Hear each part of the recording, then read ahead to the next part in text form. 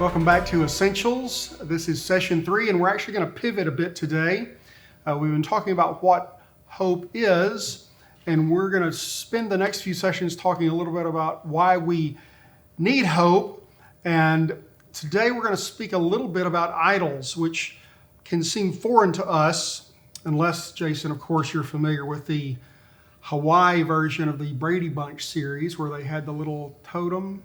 Anyway, Vaguely, I digress. Yes, I do remember. But we're not going to talk about that.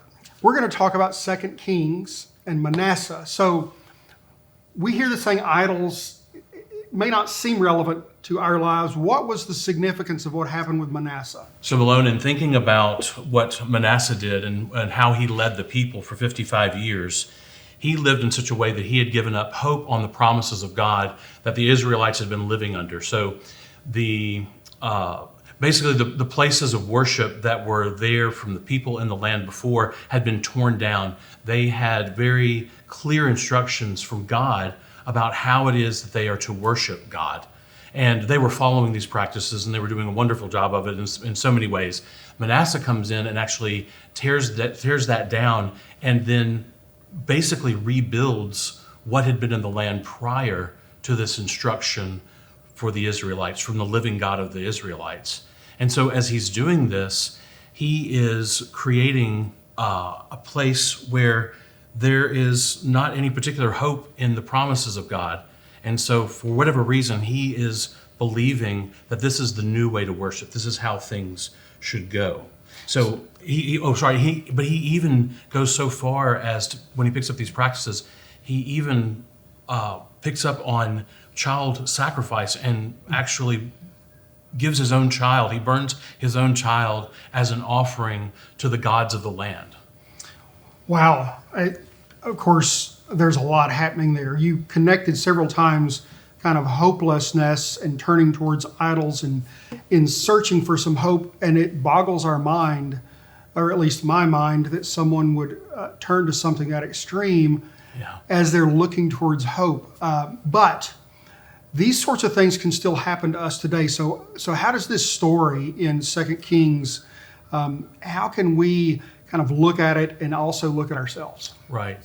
I would be really tempted to say that as Christians, this could never happen to us. We just don't do these kind of things anymore. We don't build particular temples and idols. But what we actually have to look at and make sure that we're avoiding, we have to have some caution with this actually. So I'll give you an idea, what I think is a really simple and common idea of just how insidious the problem of sin and idols can be, is that I struggle, as many people do, Christians struggle this way, and perhaps even particularly Christians, is that I like to believe in my own mind, when I'm ignoring the things of God sometimes, that everything would be better for people if people would just do things the way that I see them, the way that I understand life. And if we could just get people to do better, then all things would be just fine. That is a form of building an idol. It's not as physical, it's not as present to us, it's not necessarily we have a temple around that, but we do have ways that we as Christians can fall prey to this and believing that the things that we have created on our own are the ways that people could act, and maybe even that the world could be better. And I even think that Manasseh probably believed this. He probably believes that he was doing something really good for the people.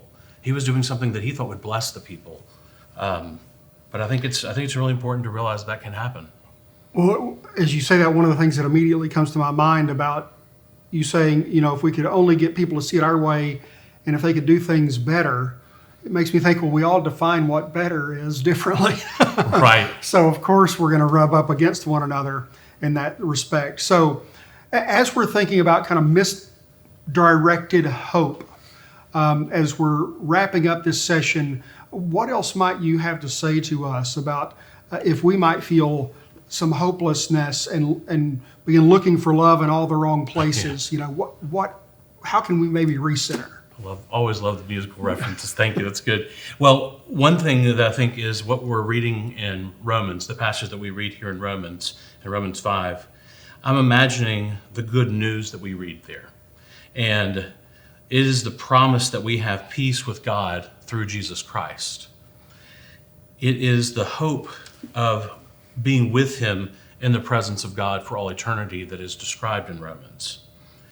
And it is in this hope that we can live with the expectancy in spite of our difficulties and challenges. So if we want to point to our difficulties, we want to point to challenges, we want to talk about things that are frustrating, it's not that those things, they can cause us to doubt things, but they don't displace the hope that God has made real for us. And here's what I would read for you is in Romans, the passage that we read today it ends with the simple phrase, "But God shows his love for us, that while we were yet sinners, Christ died for us." And so what I would say is, going back all the way to the Old Testament, going back to creation and the way that God has interacted with us, he is near to us. And in this, he knows us at our weakest state. And even in our weakest state, Jesus sacrificed his life for ours. He does this even through our own persecutions and even the persecuting of him. He's actually given his life for ours. And so this is why our hope, rooted in faith, is not blind. We talk about a blind faith, but it's not. Hope is clear-eyed, and it is beyond just being hopeful for things. It is the true hope of God. And Jesus gives himself for us.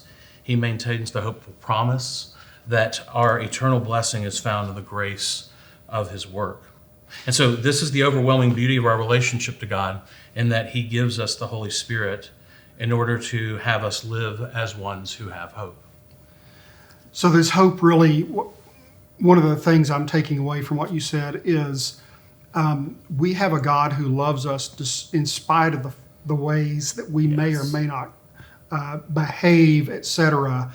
And in the midst of that, he shows his love for us. So our hope is placed in the character of one who isn't just keeping score on all of those things, but says, because you're my child, I love you and I'm with you and I'm for you. That is a word of hope for Amen. Each and every one of us. Absolutely, So it is. I hope you have some fruitful discussions around these topics, and we look forward to being with you again next week.